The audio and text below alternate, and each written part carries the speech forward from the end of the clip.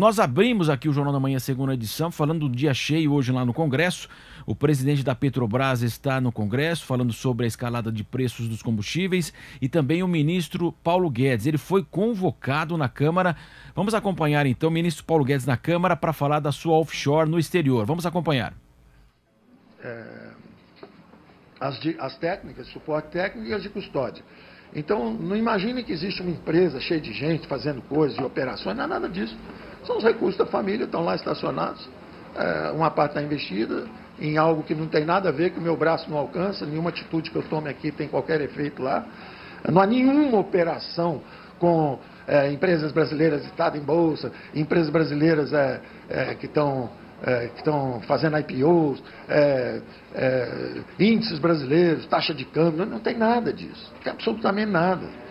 São private equity, são fundos de longo prazo, investidos, são recursos da família transparentes, declarados, registrados no Banco Central, com origem, declarados à Receita Federal todo ano, não é só lá em 2014, não. Todo ano você informa, está aqui, está aqui, está aqui, está aqui, é tanto, aconteceu isso, aconteceu aquilo. Então, todas as instâncias pertinentes estão absolutamente informadas a respeito do que acontece comigo. Sabem tudo o que está acontecendo comigo. E sabem que não há um conflito de interesse, porque têm acesso a essas informações.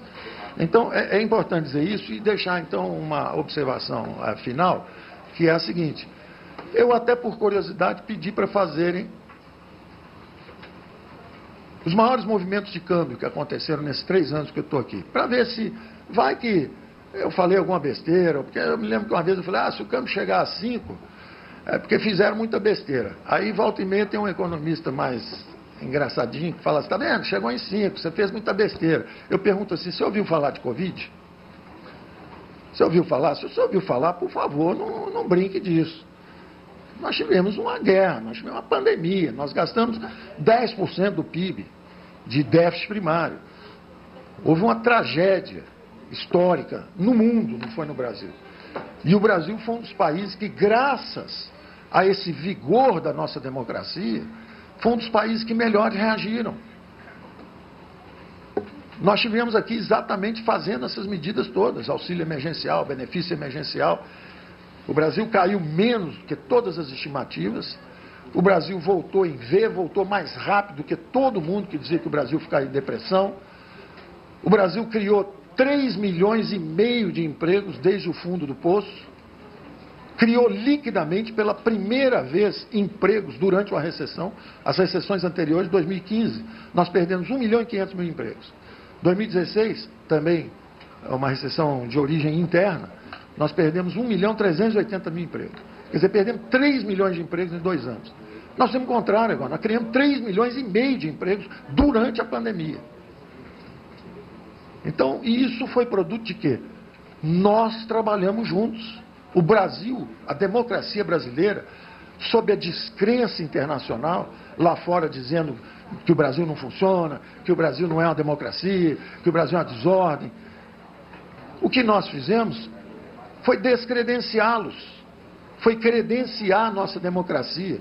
Tem essa brigalhada aqui dentro, esse barulho político, é normal, é legítimo, é da democracia essa brigalhada, essa confusão toda, mas a verdade é que nós conseguimos trabalhar juntos e conseguimos botar o Brasil em pé de novo. O Brasil está em pé, cresceu 5, vai crescer 5,2%, 5,3%, 5,4% esse ano, e pode crescer mais.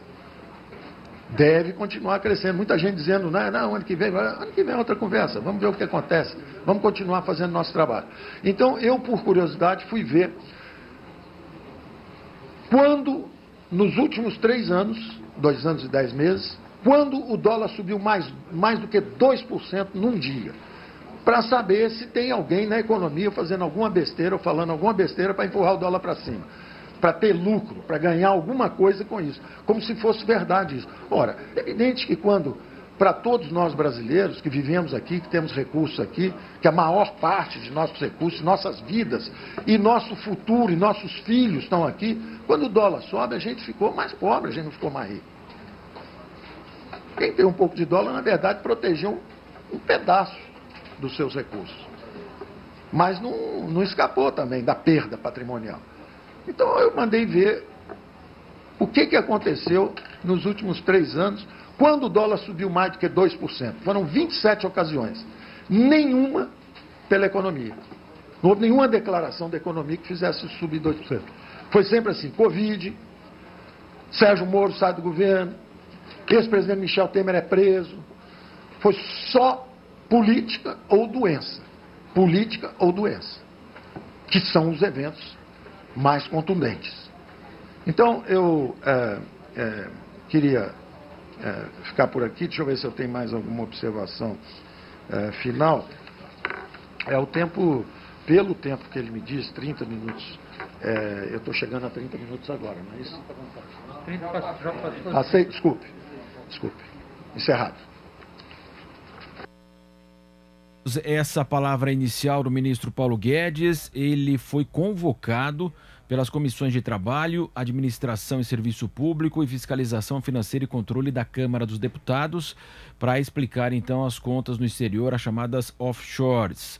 Essa convocação foi realizada pelos deputados Kim Kataguiri, que é do DEM aqui de São Paulo, Paulo Ramos, do PDT do Rio de Janeiro, Elias Vaz, do PSB de Goiás, e também tivemos o deputado Léo de Brito, do PT do Acre. Então, ele foi obrigado a comparecer então, com essa convocação, o ministro Paulo Guedes. Vamos conversar com Paulo Pozonoff, nosso comentarista. Paulo, nós já falamos inclusive sobre essa questão. Paulo Guedes fez então essa abertura inicial, garantindo que não teve nenhuma relação naquilo que ele fazia como ministro em relação às suas contas privadas lá no exterior. Paulo, bom dia. Bom dia, Marcelo, bom dia a todos. Você vê aí, antes eu queria parabenizar o deputado Kim Kataguiri, né?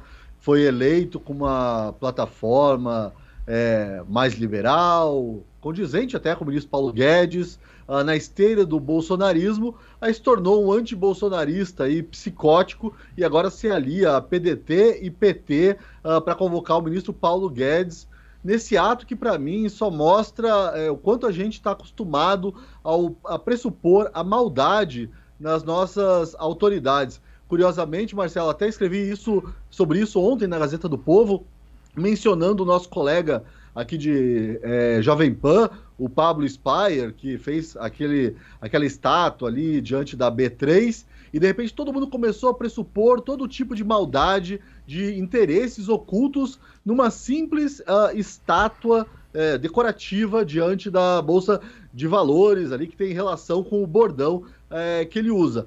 A mesma coisa se aplica a essa explicação que o ministro Paulo Guedes está tendo que dar para o Legislativo.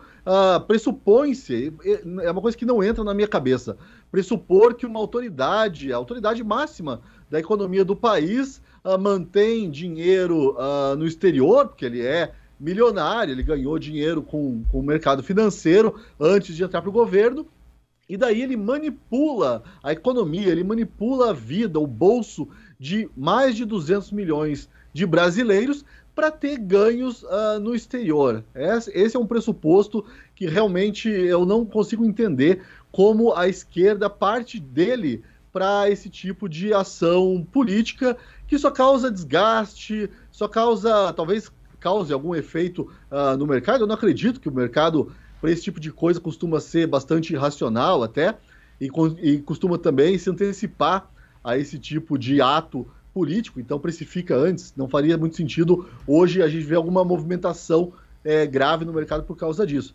Mas é isso que a gente vê, a esquerda aí partindo do pressuposto da maldade. A minha teoria é que a esquerda faz política se olhando no espelho, então eles não conseguem conceber que alguém, uma pessoa rica, muito rica, no caso do Paulo Guedes, queira ser ministro da Economia simplesmente porque acredita aí num projeto de país que pode ser questionável. A esquerda pode muito bem questionar esse projeto do Paulo Guedes.